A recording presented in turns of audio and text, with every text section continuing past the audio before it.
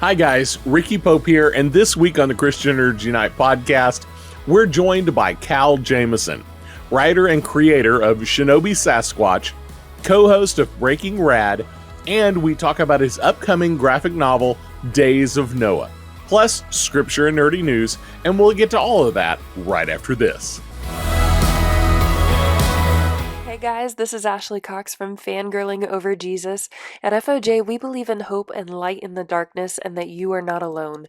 We seek to unite and celebrate the intersection of the gospel and our favorite fandoms, and we get to do this through our social media, our podcast devotional, and our cosplay and fashion.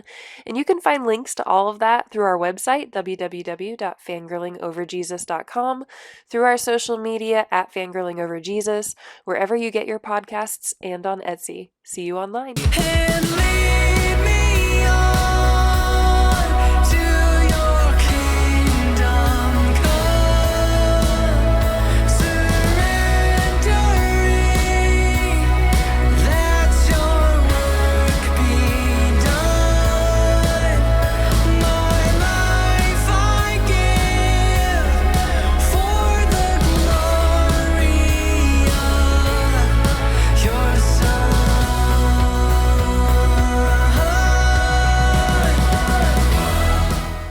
Thank you so much for joining me this week on the Christian Nerds Unite podcast. You guys are the reason that I do this every week, and we're also part of the Christian Nerd HQ podcast network. So make sure you go to christiannerdhq.com and follow all the podcasts there. We would really appreciate it. Now let's read some scripture. Matthew 24:34 through 39. Truly I tell you, this generation will certainly not pass away until all things have happened. Heaven and earth will pass away, but my words will never pass away. But about that day or hour no one knows, not even the angels in heaven, nor the Son, but only the Father. As it was in the days of Noah, so it will be in the coming of the Son of Man. For in the days before the flood, people were eating and drinking, marrying and giving in marriage, up to the day Noah entered the ark. And they knew nothing about what would happen until the flood came and took them away. That is how it will be at the coming of the Son of Man. This and the passage right before it are fascinating and point at the second coming of Christ. Many will say they understand this and say that his coming is soon. Many have said that for many years as well, and I don't disagree, but soon is a relative term. But Jesus makes it clear here that even he doesn't know the day or time, and that it will be as in the days of Noah. Some imply this is a reference to how bad things were, but the passage is clearly referencing the idea that people were just doing normal things, going about their daily lives, eating, drinking, sleeping, working. It will be surprising. I pray that we will focus on the most important things as we await his return. And I would say the most important thing is Jesus' command to share the gospel and make disciples. And I pray that this week you'll consider who you can share the good news of Jesus with. Now for some nerdy news. Taylor Swift's concert movie stays in first place this past weekend at the domestic box office, adding $33 million for a new domestic total of $131 million, and worldwide, a total of $178 million. The new Martin Scorsese film, Killers of the Flower Moon, comes in second place with $23 million domestically. The film follows the true story of a series of murders in the Osage Nation in the 1920s. The film has a runtime of 3 hours and 26 minutes, so it's super long. Expect this film to be in the Oscar contentions. The Exorcist Believer and Paw Patrol the Mighty Movie take third and fourth place, and the 30th anniversary release of The Nightmare Before Christmas rounds out the top 5.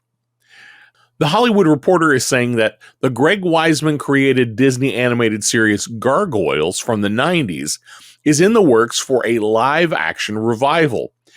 Gary Doberman and James Wan's Atomic Monster, that produced the Annabelle series, have been tapped to head up the new series.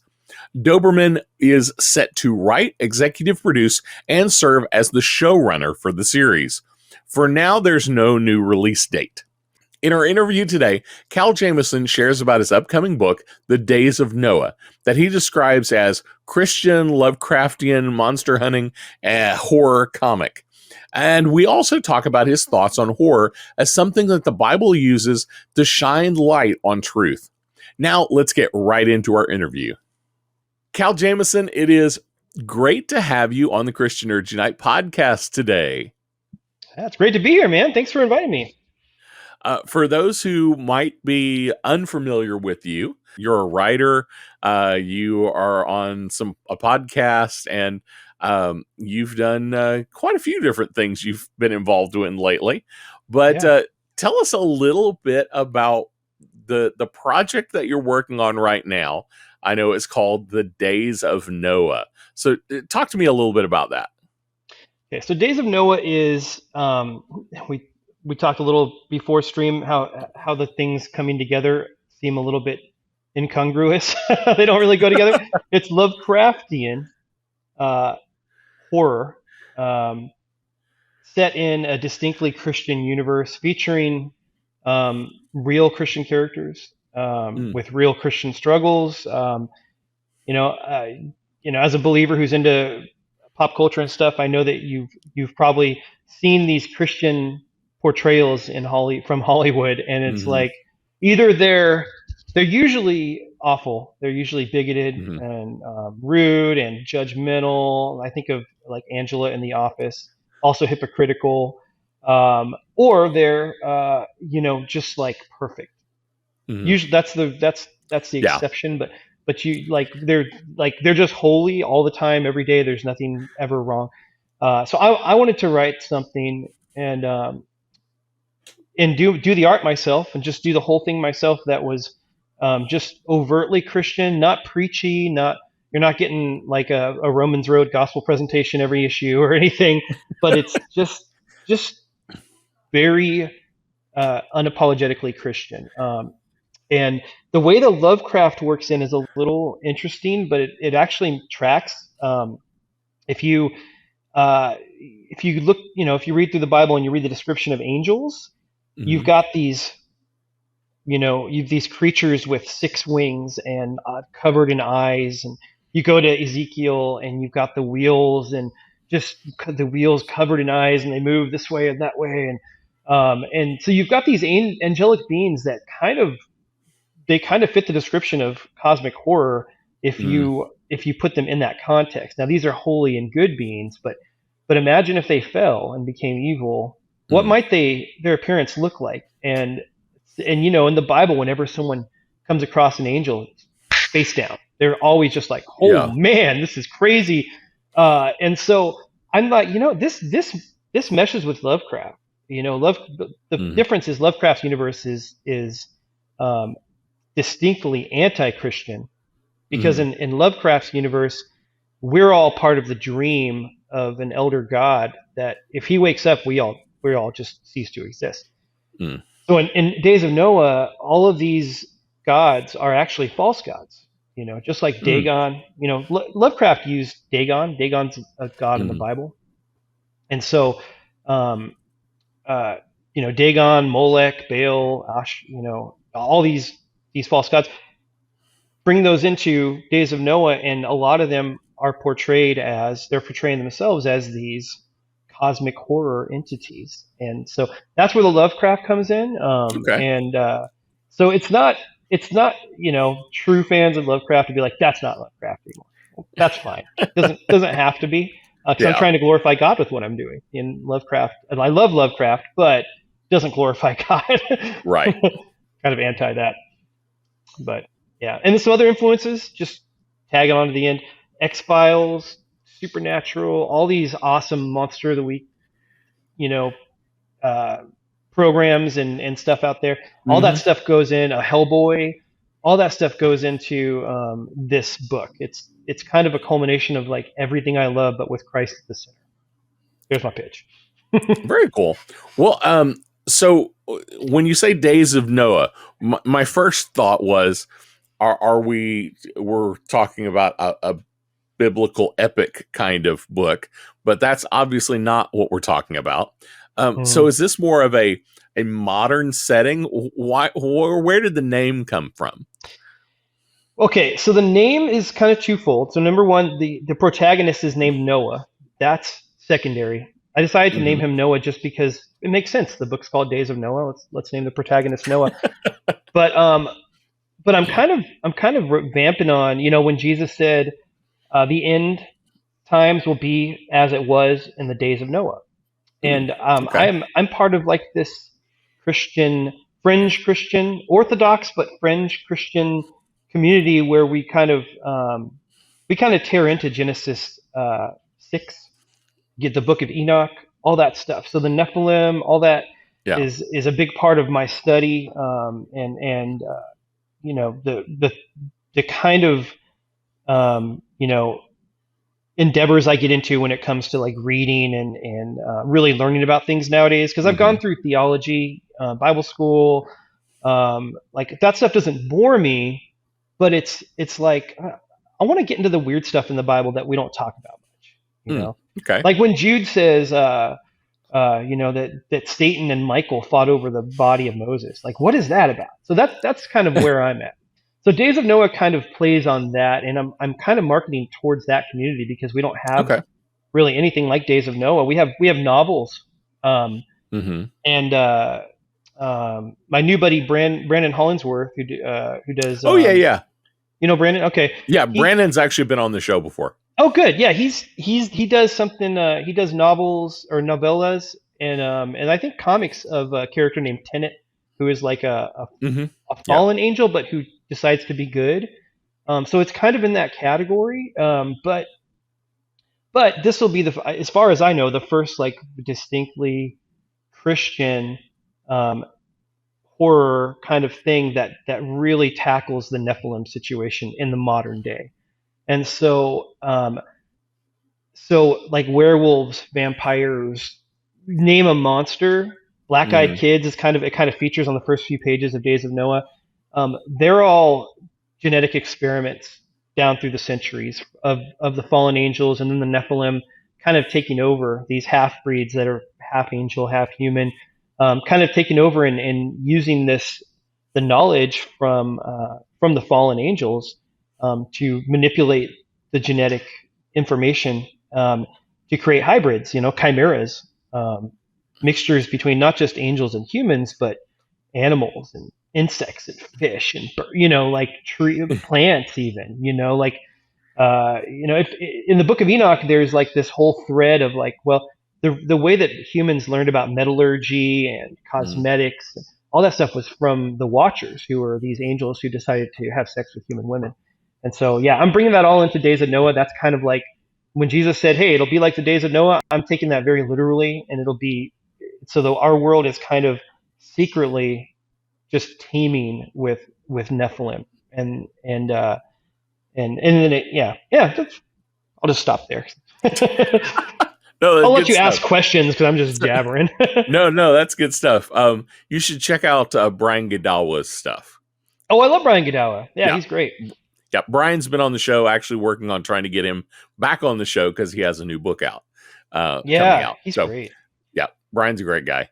So now you said you're working on the art as well. Now, is this going to be a comic book? Is this a graphic novel? Is this something else? What exactly is it?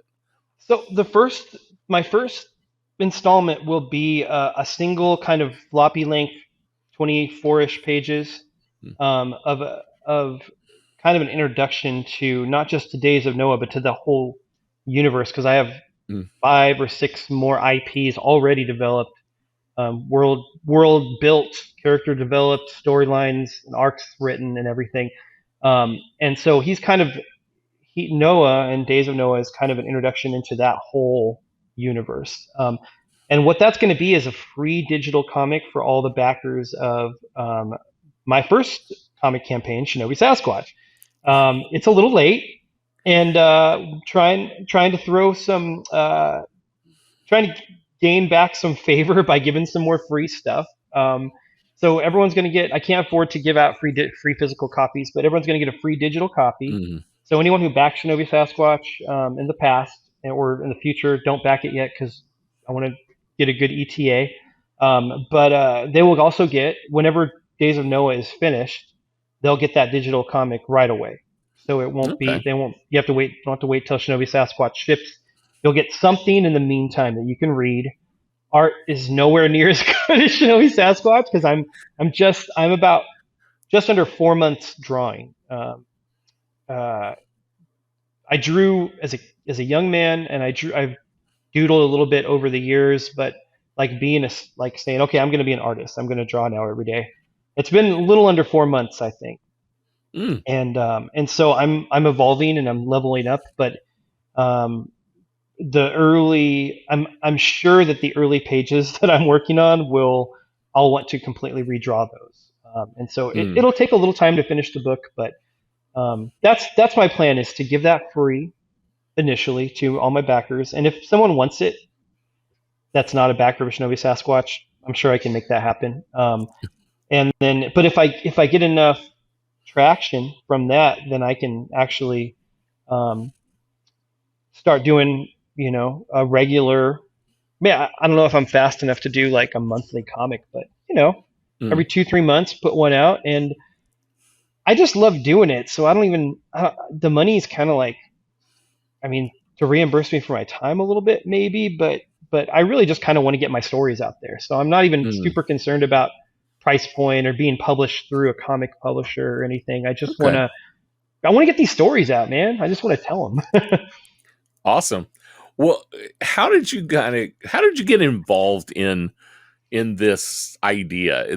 Not necessarily in Noah, the Days of Noah, but just in you've got a story that you want to tell that you wanted to be the artist of. How did you get involved in that world? Oh man. Well, initially it was in the '90s. Image Comics was Okay. really Yep. big. I was going to the comic shop to pick up like role playing game books. I'm wearing a Run D&D shirt. I love tabletop role playing games, and so I was going to pick up dice or a book or something, and I saw Spawn, and I'm like, whoa, that looks cool. I didn't care about like Superman and Wonder Woman. Like none of that Mm. stuff really interests me, but Spawn, Mm. like wow, anti-hero horror mixed with superhero, that really got like spoke to me. So that got me into comics, and Mm. I wanted to be comic artist slash writer back then, but I did not have the patience to learn to be an artist. Now I have an iPad, and all my mistakes get erased with 2 finger taps. So it's it's a different world we live in.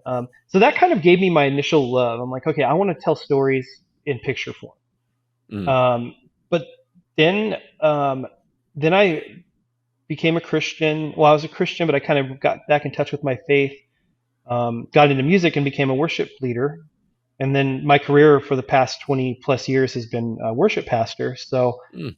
I've kind of, I kind of like left art, in the dust. I was just like, well, I'm not really good at it anyway. And writing, I didn't care about writing. I write devotional materials, but like telling stories wasn't big on my radar. Mm. But about a decade ago, I got back in touch with a friend of mine who we were into comics together in the '90s and early 2000s, and we were like, hey, let's write screenplays and try and like be Hollywood screenwriters. And then we realized really fast how that's just impossible unless you live in LA.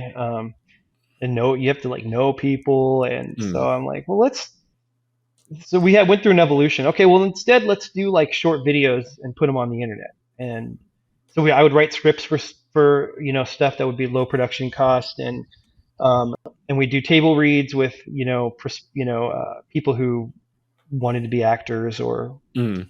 who at least could do stand in for one. Yeah. That fizzled out. Started writing novels. I'm not great at long form prose, and then we circled back around to comics, and I was like, oh, let's just do comics, man. That's the best way to tell stories. It's pictures and words, and people read in, take the story in at their own pace. And so that started, like I said, about a decade ago. And so for 10 years, I've kind of been building worlds and writing story arcs and creating characters and not putting anything out. And so so now, yeah, I'm at the point where it's like, well, I'm just going to be the artist myself, and I'm just going to do everything. I'm just going to write art, do the lettering, because I'm a letterer too. So like writing came first, and then I got into lettering, and I really enjoy lettering comics and making sure that the lettering is high quality along with the art. And then Mm. art kind of came last. I'm like, oh, maybe I'll just do art too, and it's just been turning out okay so far. I'm enjoying it. Very cool. Well, now you also have a podcast.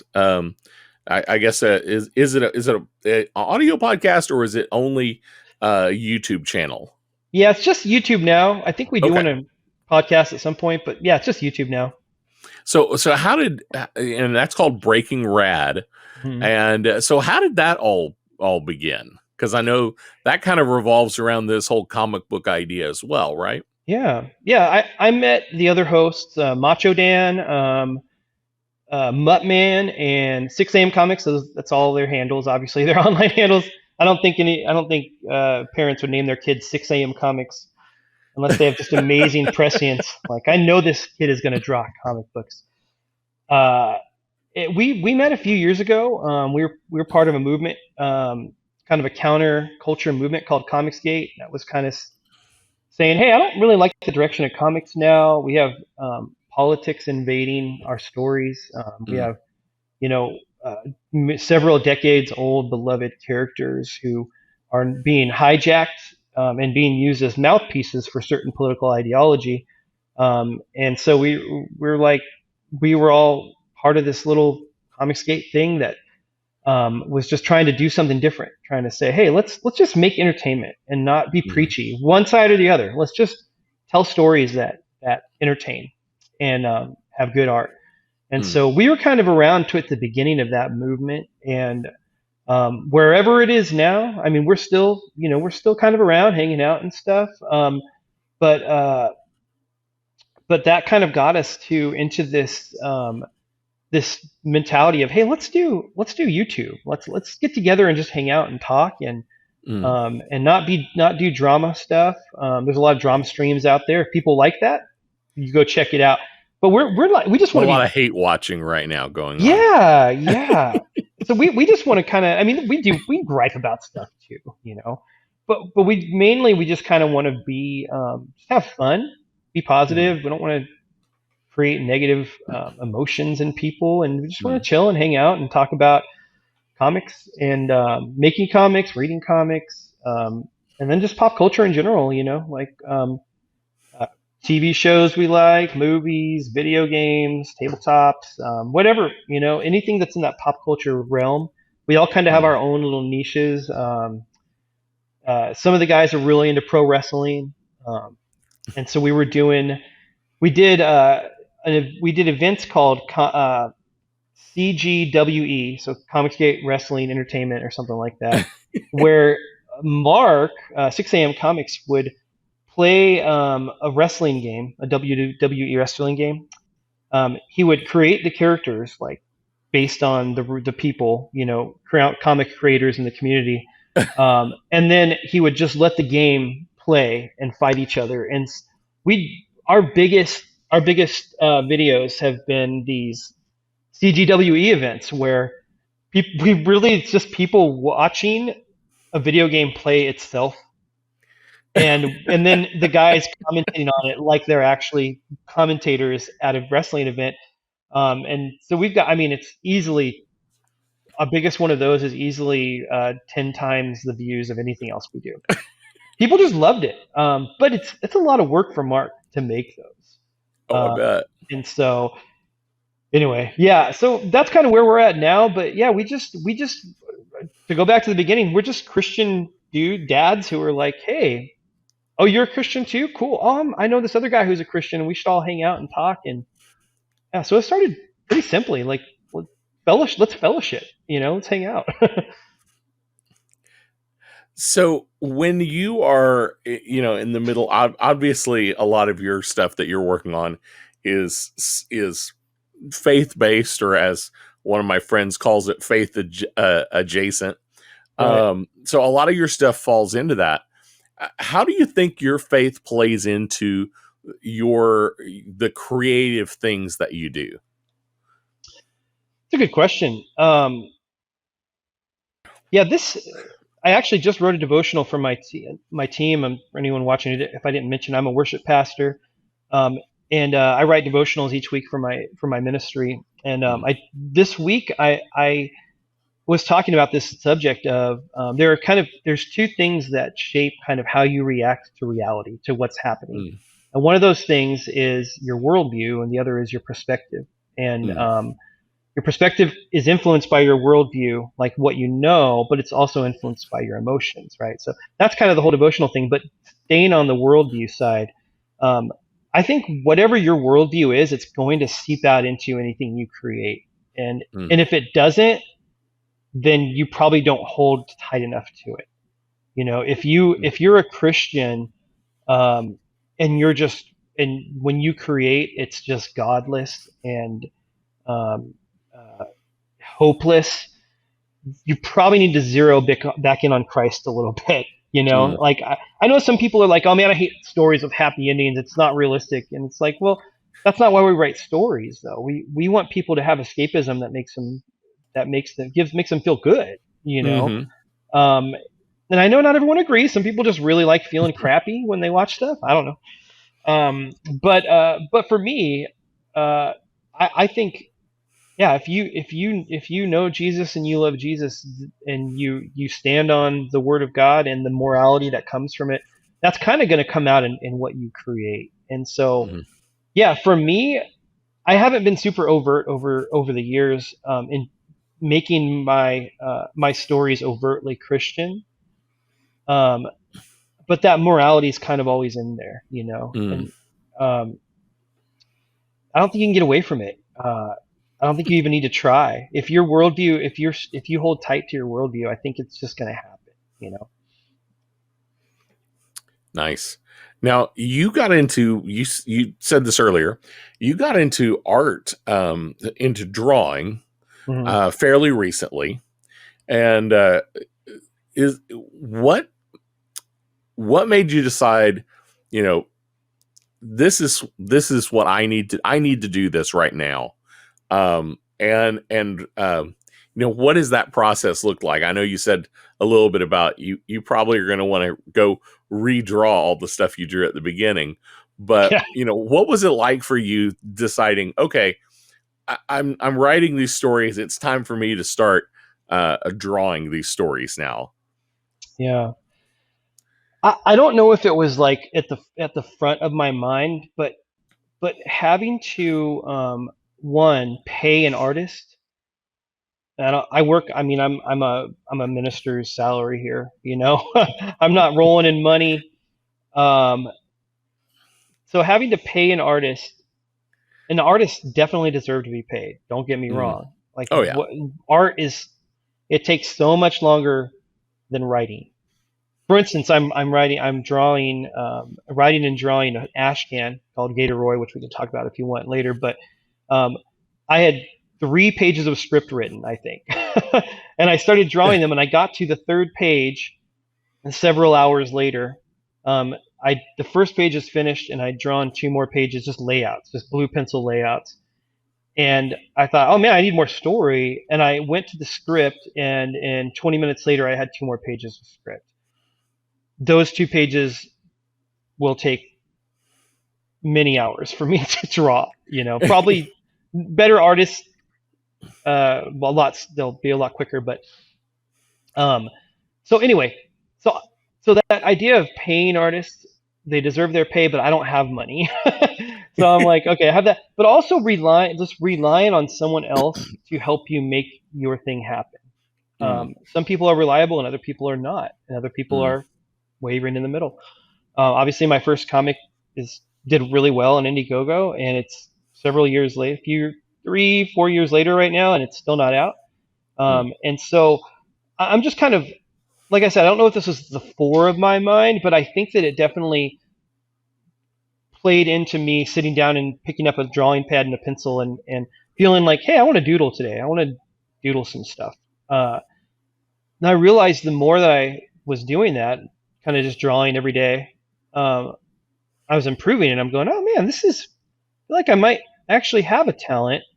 I thought I didn't, but God is good, and He gives gifts where He wants them to go, and I was kind of realizing actually I do have a talent. Like the shapes are starting to come, and so then I got an iPad, and it's been crazy since then because I just draw every day, and when I make mistakes, I just double finger tap, and the mistake goes away.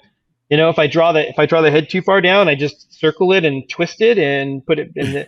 It's where it goes. So I mean, I think like real artists would probably go, oh man, he's cheating so much. He's like totally cheating. I don't care. I just want to tell good stories, and I want good art to go with it. And I don't care if I'm cutting corners in terms of my process, my learning process. So I'm not going to take 2 years to learn anatomy. Instead, I'm going to come up with a panel, and if there's a pose and I can't make it happen from my imagination, and I'll just search on the internet and I'll find a pose and I'll look at it and I'll draw it a couple times. And so that's the process for me, is really trial and error. And that's why some of the pages take so long, is I'm kind of laying it out, and then I'm later, when I go back to ink it, it's inking what I have, and if that looks crappy, then finding something on the internet. Like what is a guy swimming upward look like? That actually came from my imagination in a recent page, but if I had to, I'd look that up. So anyway, yeah, that's the process, man. It's just like drawing crappy a bunch, and then finally something good comes out. Well, I know you mentioned Image Comics earlier, so I'll just advise you right now, don't look to Rob Liefeld for drawing feet. Just Nope. Avoid that. Just Staying avoid away from that the completely. Liefeld feet. Yeah, stay away from Liefeld's feet. If you can't figure out how to draw feet, just cut them off at the knees on the frame in the picture, and you don't have to worry about the feet. Yep, did that just recently. I'm actually getting pretty okay at drawing feet, like cartoony, not fully cartoony, but not fully realistic feet, somewhere in the middle. But there's an image of Noah from Days of Noah fighting this big Lovecraftian monster. That's on my Twitter account if you guys want to go check, or X account if you want to check it out. But I could not get the feet the way I wanted them. So yeah, I did exactly what you said. There's smoke and stuff, and his feet just disappear into the smoke, and so we're good now. Yeah, I hear you on the Liefeld thing. That's the Bob Ross approach. That's not a mistake. We're just going to turn that into a happy little bird. Mm-hmm. Yep, I use a lot of that.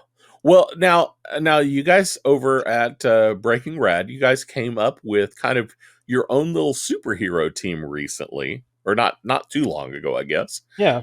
Talk to us a little bit about that. You guys called them the Drifters.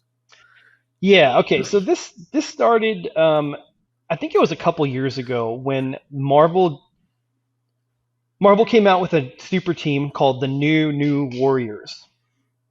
And just to give you an idea of what this team is like, one of them got his power from internet gas. There's a pair of siblings, I think they're twins, named Safe Space, and I can't remember the other one. One of them is non-binary. There's an obese member of the team. Now we have the Blob in comics, and that's great. Mm-hmm. But my point is, this team was like very specifically crafted, one by one, to just be inclusive. And I'm all for organic inclusivity. like Mhm. creating a world that's populated with real people. But Mhm. we're talking about a super team that fights crime on the super level. And so we're looking at this team going, this is just kind of pitiful and awful. And I don't think it even got published because no one wanted it. But there was promo stuff out for it, right? So Mhm. we're like, hey, let's do a stream and let's just create a better team, just live on stream, just create a better super team. And so it was kind of a joke. Like, I mean, we knew we could because that's an awful team, but like we didn't expect to do anything with it. And then we crafted this team live on stream, and the stream ended, and we're like, man, this is a cool team. Like we've got, there's nothing really new under the sun, but Mhm. we created iterations of things that are out there. Like for instance, we have a character whom when you look at the art, you go, oh, that's really similar to like Swamp Thing or Man Thing. It's this character named Cezanne, which is like French for season. Okay. But the thing that makes it an offshoot or an iteration, it's not exactly like those things. Is she's from outer space. She's from another planet or something, and her kind of like how when Superman comes to Earth, our yellow sun affects him and gives him powers. Her race, Mhm. when they come to Earth, the seasons affect them, and they actually cause them to go through a cycle. So each season affects their physical body, but also their powers. And so Mm. in the winter, for instance, she becomes very emaciated, and her powers kind of revolve around sucking energy and life force. And then until at Okay. the end of winter, she actually kind of crumbles into a pile of ash, and all that's left is a skull. Mm. But that skull, as the spring begins, that skull becomes encased with vegetation, vines and roots and things, and then it grows into this swamp thingish creature that kind of has her old skull, her old form skull, as its Okay. head. But then she's actually there's a big amber like pod right in the midsection, and she's gestating inside it. And so she's becoming a new version of her. And as it gets closer and closer to summer, that pod becomes hotter and hotter, and she burns out of it and becomes kind of like um, a heat based kind of a fairy-ish version of herself. So that's a long way to say she is kind of Swamp Thing-ish in the spring, but throughout the year she's different things, and so all of our Interesting. characters kind of have that same. Like we have a character that's kind of similar to Deadman, in that he's a ghost, but he's Okay. attached to a Japanese oni mask. He got cursed because when he was in Japan, he peed into on a tour. He peed into like like kind of like a holy relic, like a bucket or something, or like a vase. But it was like it contained like the bones of a well, I don't know. I don't know if we have like have that locked in, but whatever it was, it cursed him. So he got sucked into this oni mask that was hanging on the wall, and so now he's attached to this mask, and so you see this mask kind of flying around, but if he wants to have a body, he has to inhabit um, a dead body. So sometimes Mm. it's a skeleton, sometimes it's a corpse. In rare occasions, he can inhabit an unconscious person, but we don't have him like possessing people, like living people Mm. as a rule. So anyway, so that's our super team, and we loved it so much. We're like, let's freaking go with this thing, man. It's a cool team. So we've been developing those characters in that world for the past couple of years. We have a script that's for the first issue that's kind of about halfway done. And then, like you mentioned, we have an Ashcan that's going to go with the book called Gator Roy. It's another Mm. character we created live on stream. He's a guy who happened upon angel armor, but it was in the form of clothes. Um, on the beach, he's walking along the beach, and there's like a pile of clothes. There's a pair of British Knight shoes. I actually changed it to Spanish Caballero because I don't want to use real brands. Yeah. But he's like, man, I found some clothes, sweet, and he takes these clothes and he puts them on, and he finds in the pocket a butterfly knife, and he's flipping it around, and a flaming sword comes out. He's like, what the heck? And it like flies out into the ocean, or into the lake. And anyway, that's I won't go into the story of the book, but so he becomes a superhero by accident, by getting possession of angel armor and weapon.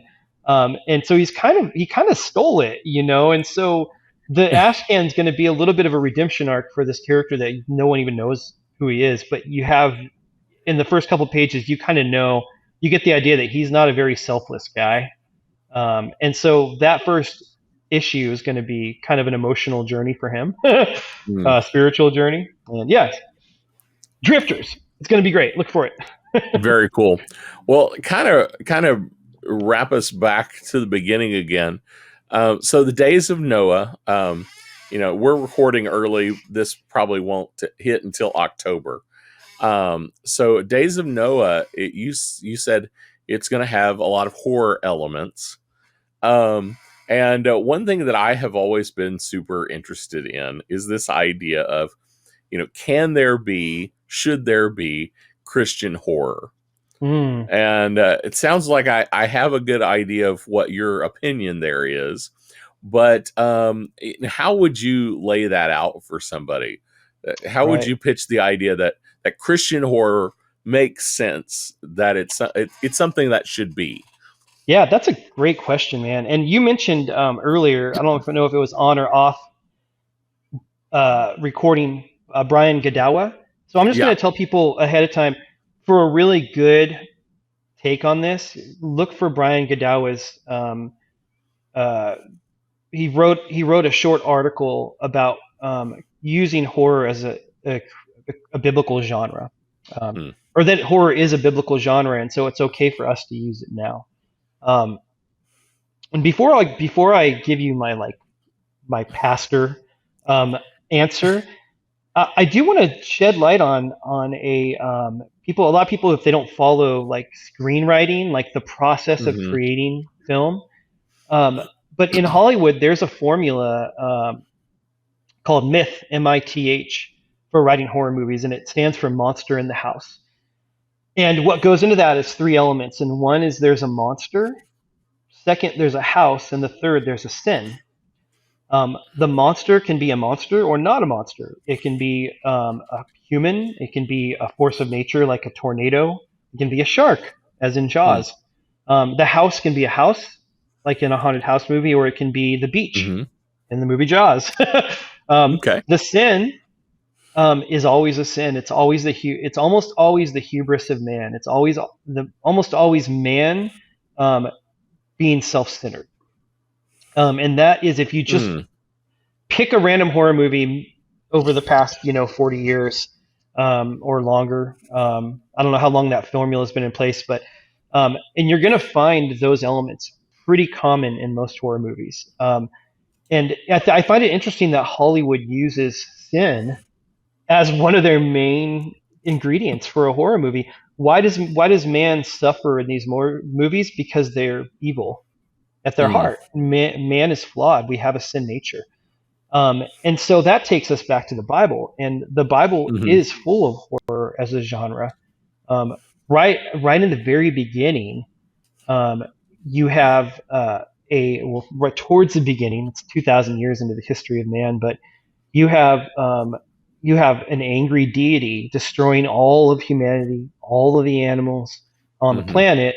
And if you're thinking that's not horror, no, that's horrific. We all think of like Noah's Ark with all the animals and it's a floating zoo. No, this is people and animals drowning worldwide, getting stuck in mudslides, and this is horrific. Okay, and so that right at the very beginning of the Bible, you have Cain and Abel. You have a brother killing his brother because of envy, and you have God saying, the voice of your brother, the blood of your brother cries from the ground. And you move along through the Bible, and you've got, I don't remember the names in the story, but you've got a man cutting his daughter into pieces and mailing her body parts across the country as a warning. Mm. Like someone killed. I think it's when I think they violated and killed her, and so there's this weird FedEx thing going on where body parts are going all over the nation. Uh, the tent spike, Jael, and the tent spike through the king's head. You've got horror throughout the entire Bible, and it's illustrating the very same thing we just talked about. That man is sinful, and that's why Mm. bad things happen. And it's go back to Job. I'm not saying that if you go through a hard time, it's because you're sinning. Mm-hmm. It's because there is a fall where Mm-hmm. mankind rebelled against their God, and we have all inherited a sin nature. And unfortunately, we've also inherited the ramifications of other people's sin. When other people do Mm. bad things, we suffer. So anyway, that's my quick pitch. I think horror is, number one, it's a biblical genre that magnifies the extreme, as Paul would say, the extreme sinfulness of sin. Mm. It shows you how truly awful and horrific sin is, and moving that into out of the Bible and into our literature that we create, our stories that we Mm-hmm. tell. I think it's only natural. Where I would say we as Christians should draw a line is gratuity. Um, Mm-hmm. don't We shouldn't create horror for the sake of horror. We Mm. shouldn't create we like you know like I think of torture porn as a genre. Mm-hmm. Saw, Hostel, these kind of movies. I don't enjoy them because they exist.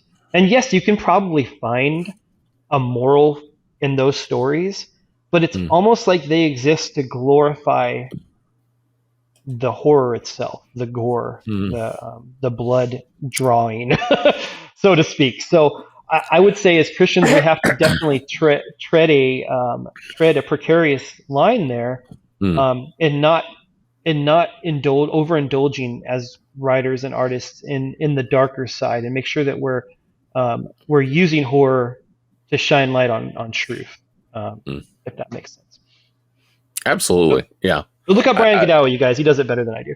yeah. I'm right there with you. And for that, on that gratuitous side, honestly, I'm kind of an odd duck on this because I don't enjoy horror as a genre very much. Hmm. But I enjoy things like Alien, and Right. which was kind of a horror movie set in space of Yeah. sorts. But there are ways to have horrific ideas portrayed where you don't have to actually show them. Right. Yeah. So there are creative ways to present the subject, Yeah. and so I think it's something that's you know that is it's an interesting subject for me to talk about, and with this coming out around October, in the middle of Yeah. Halloween month, I thought that would be kind of interesting idea to talk about. Well, Cal, do you have kind of a target date for Days of Noah, or is it just going to be when it's ready? Yeah. I would love to put a date on it, but um, so, like, for instance, if I were to just go by how long it took me to draw the first 3 pages, it took me about a week to do 3 pages, which is really good, until you realize how basic my art is compared to some other art out there. Um, but I've since gone back and redrawn 2 of the panels on the first page, and like I said earlier, I have a sense that I'm going to do that a lot. When I get to Mm, page 10, I think I'm probably going to go back and redraw stuff in pages 3, 4, and 5. And so I just want it to be as good as it can be when it's done.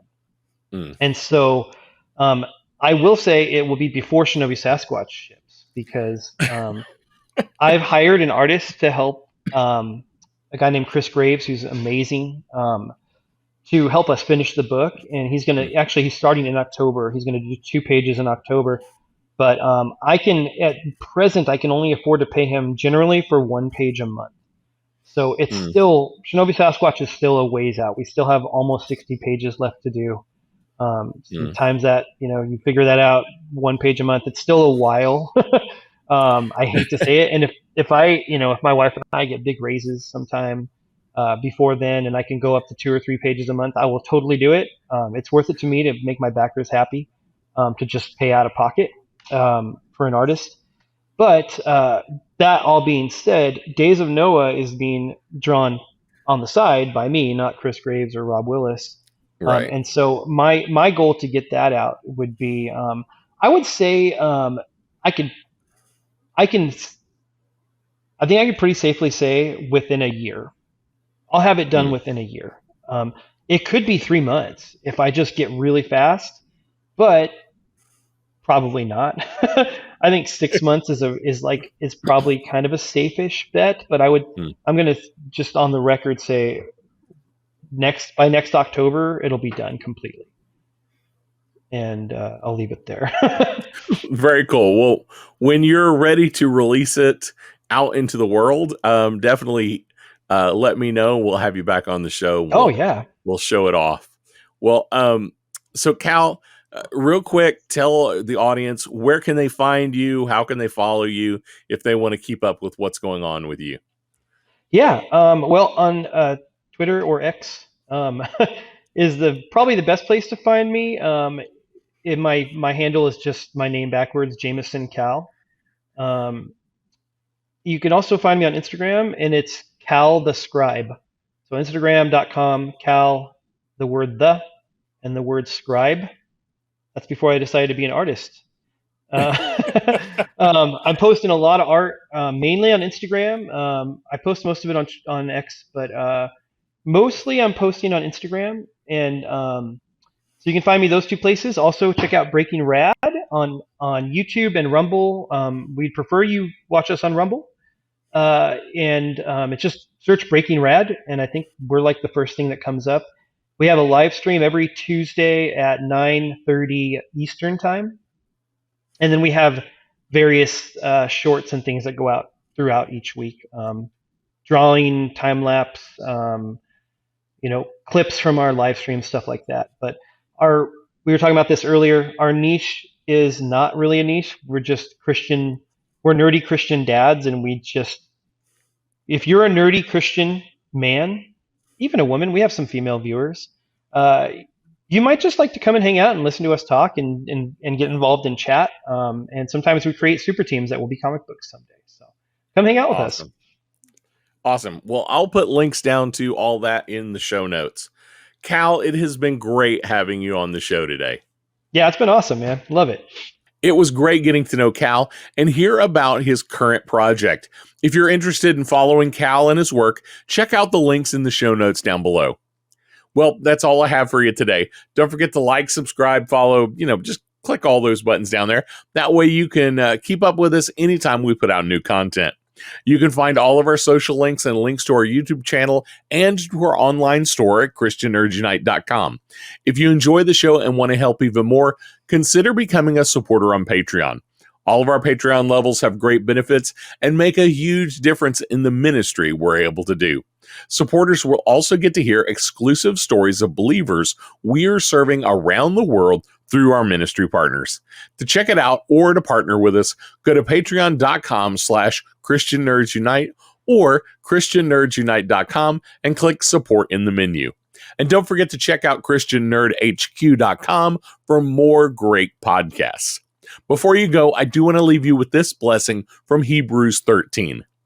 Now may the God of peace, who through the blood of the eternal covenant brought back from the dead our Lord Jesus, that great shepherd of the sheep, equip you with everything good for doing his will, and may he work in us what is pleasing to him through Jesus Christ, to whom be glory forever and ever. Amen.